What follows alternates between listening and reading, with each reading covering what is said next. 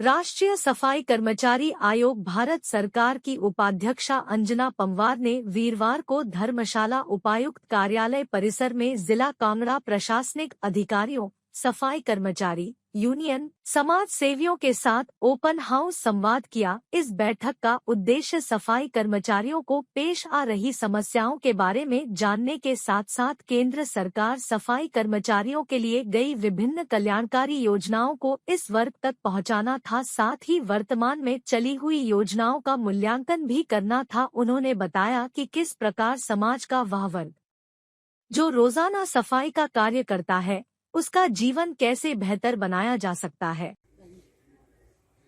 Bank वाले तो नहीं छोड़ेंगे ना, तो 15 को दें, 20 को दें, ठीक है। अगर नहीं कर सकते तो विद इन 1 वीक एक से लेके, वैसे तो एक को ही आती है सारी दुनिया में सभी कर्मचारियों की 1 तारीख को तनख्वाह, इसलिए 1 तारीख से तनख्वाह शुरू, एक को ही मिले इनको, ऐसा शुरू कर दीजिए, ठीक है।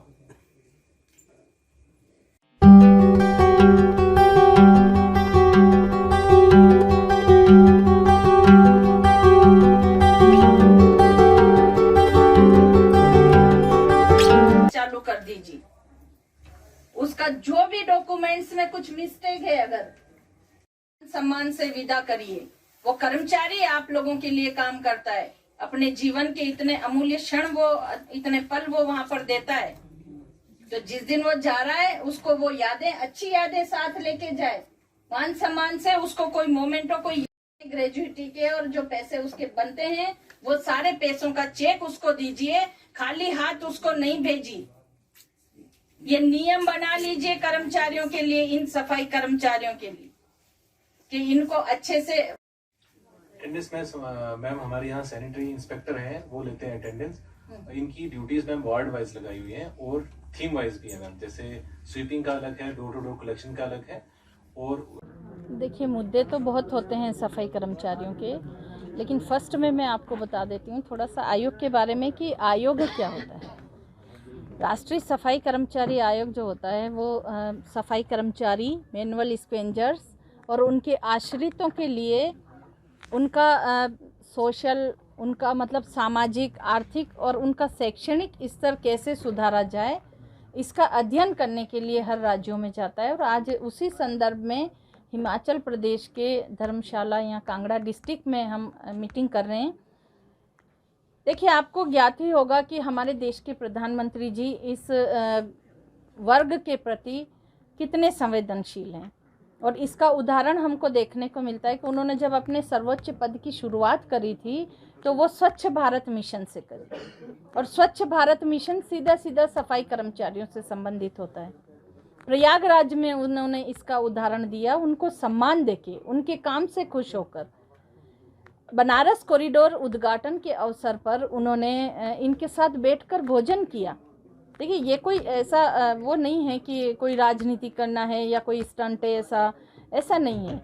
ये है एक संदेश देश के प्रत्येक नागरिक को कि सफाई कर्मचारी वर्ग जो है ये एक अंतिम पंक्ति में बैठा हुआ सामाजिक वर्ग है। इस वर्ग को भी सम्मान की दृष्टि से देखिए, इसको उतना ही बराबर का सम्मान दीजिए जैसा दूसरे लोगों को दिया जाता है। और ये जो वर्ग है, अपनी बहुत ही छोटी छोटी इनकी समस्याएं होती है। सैलरी समय से नहीं मिलना, मिनिमम वेजेस बहुत कम होना, वेजेस के हिसाब से इनको सैलरी नहीं मिलती है। सैलरी 15, 20, 25 पता नहीं कब मिलती है, कभी 2 महीने में मिलती, कभी 3 महीने में मिलती है। तो ये सब चीज़ें जो होती हैं, इसको थोड़ा सा ख़त्म किया जाए। टाइम से इनको वेतन मिले, टाइम से इनका मतलब रेगुलरी इनका जो होल बॉडी चेकअप हो, इनका वो होल बॉडी चेकअप में बीपी शुगर ही नहीं, इनके ब्लड टेस्ट हो, इनका एलर्जी टेस्ट हो। जिस तरीके के काम ये करते हैं वो बहुत ही रिस्क के काम है, हाई रिस्क काम है। ये एलर्जियां हो सकती है, अस्थमा हो सकता है, किडनी विडनी, कई सारी गंभीर बीमारियां होने की संभावना रहती है। तो इनका एक्सरे हो, ईसीजी हो, सब चीज़, इनका होल बॉडी चेकअप हो और उसका रिकॉर्ड मेंटेन हो निगम के पास में या परिषद के पास में, नगर पालिका के पास में, या जहाँ भी सफाई कर्मचारी काम कर रहा है उसका जो हायर अथॉरिटी है उसके पास इसका रिकॉर्ड होना चाहिए, ताकि जब नेक्स्ट वो कैंप करेंगे तो उसका इम्प्रूवमेंट हुआ है या उसमें कुछ वापस बिगड़ रहा है, सुधर रहा है, जो भी उसका पता चलेगा। एक सबसे बड़ी बात है जो यहाँ मीटिंग में कही गई है कि आई कार्ड होता है एक पहचान पत्र, वो सबके लिए ज़रूरी है, और इनका जो आई कार्ड बने उसमें उनका ब्लड ग्रुप ज़रूर मेंशन हो। हिट एंड रन के केस हम देखते हैं, सुबह सवेरे अंधेरे में जाते हैं काम करने के लिए, तो आई कार्ड होगा तो इनको फर्स्ट एड मिल सकती है, इनका EPF नंबर उसमें हो, इनका ESI नंबर इसमें लिखा हो, ताकि जानकारी होने से इनको मदद मिल जाएगी। इनको अटेंडेंस होती है तो कहीं सड़क पर होती है, कहीं गार्डन में ले लेते हैं, कहीं भी कर लेते हैं, और जब इन पे कोई परेशानी होती है, बारिश आ रही है या इनको कोई चाय नाश्ता करनी होती है, कहीं थोड़ी देर बैठना भी पड़ता है तो इनके लिए जगह नहीं होती है, तो जो सराउंडिंग एरिया को लेके एक बीच में सेंटर में 2 रूम सेट का रोल कॉल सेंटर या चेंजिंग रूम इनके लिए बनाया जाए विद फैसिलिटीज़, सेपरेट हो, लेडीज़ एंड जेंट्स के लिए टॉयलेट्स हो, पीने के पानी की व्यवस्था हो।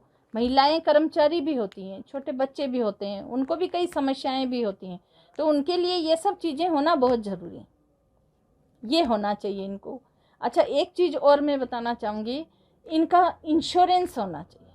अब वो यहाँ थोड़ा सा उसमें हो गया, लेकिन ग्रुप इंश्योरेंस इनका होना बहुत ज़रूरी है। कई बार डेथ हो जाती है, कौन उसका मतलब वो है, कौन जिम्मेदारी लेगा उस कर्मचारी की, तो इंश्योरेंस होना उनका बहुत ज़रूरी है। ग्रुप इंश्योरेंस उनका करवाया जाए, उनको यूनिफॉर्म दी जाए, मौसम के अनुसार उनको यूनिफॉर्म दी जाए, रेन कोट दिया जाए, छाता पकड़ के कोई सफाई नहीं कर सकता, ठंडी गर्म जो भी वर्दी है वो दिए जाए, उनको शूज़ दिए जाए, इतनी सर्दी होती है कैसे काम करेंगे वो लोग। कोई नाले की सफाई या कोई ऐसा काम करना है जहाँ रिस्क होता है तो गमबूट दिए जाएं, मास्क दिए जाएं, ग्लव्स दिए जाएं, ये सब चीज़ें उनको मिलनी चाहिए। इन छोटी छोटी चीज़ों से हम अच्छा काम करवा सकते हैं कर्मचारियों को।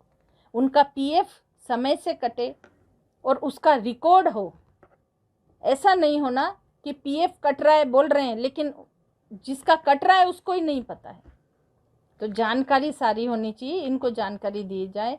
कई सारी योजनाएं होती है, उनके बारे में कैंप लगा के जानकारी दी जाए। ऐसा करके बहुत सारे इश्यूज़ हैं, कई कर्मचारियों की समस्याएं भी होती है, किसी को हटा देते हैं, किसको क्या करते हैं, तो वो चीज़ें भी है छोटी मोटी आई हैं, वो सारी अभी बात करी है। पत्र यहाँ पर किसी सफाई कर्मचारी और इनका किसी का बनना चाहिए, वो कई बार इनका जाति प्रमाण पत्र नहीं बन पा रहा है, तो उसके लिए भी थोड़ा सा समय लेके और इसके इश्यू पे इस पे काम